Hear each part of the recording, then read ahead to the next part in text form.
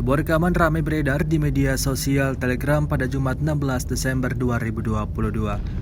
Dalam rekaman tersebut, memperlihatkan aksi sekelompok prajurit Rusia yang meluncurkan rudal ke posisi pasukan lawan. Tampak rudal diluncurkan berkali-kali.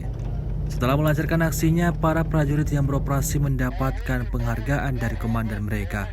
Penghargaan berupa medali dengan dominasi warna merah itu diberikan sebagai bentuk keberhasilan bagi mereka dalam menjalankan tugas.